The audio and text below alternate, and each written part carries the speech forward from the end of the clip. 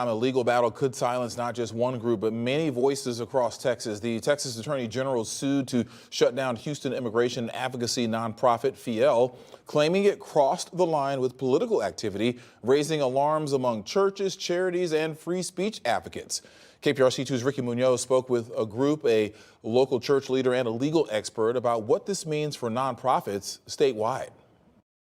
What happened inside City Hall was loud, but what's happening next could be even louder. A state lawsuit is putting a Houston's nonprofit very future and the right to challenge the government on the line. I call them what they are, which is liars. Why do you lie?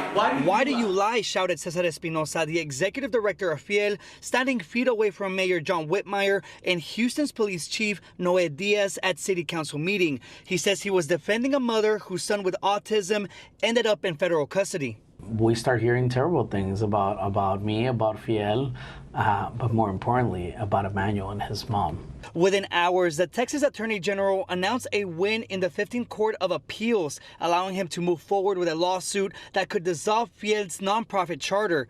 The state accuses the Houston-based group of violating 501c3 law by telling supporters not to vote for President Trump and by opposing border legislation.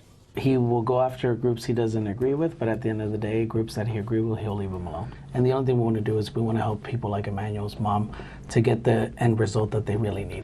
While he continues to try to reunite the family, over at First Christian Church in Katy, Reverend Heather Tollison says the case sends a chill through faith communities too. Her church is also a 501c3 that speaks out on equality and inclusion, topics that can be political. She says she's protected because the IRS relaxed the rules, allowing churches to endorse political candidates. It seems like some organizations are held to a different level of accountability in how they approach politics or even endorse politics, and other organizations are held to a different standard. Attorney Josh Blackman says there are two areas of concern for nonprofits: endorsing political candidates and lobbying against legislation. This lawsuit Paxton is waging against FIEL may have more ripple effects.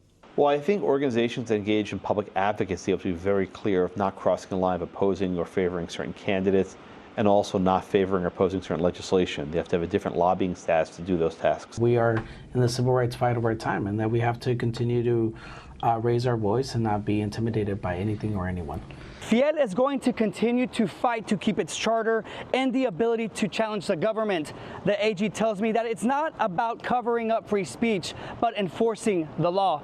In downtown Houston, I'm Ricky Munoz, KPRC 2 News.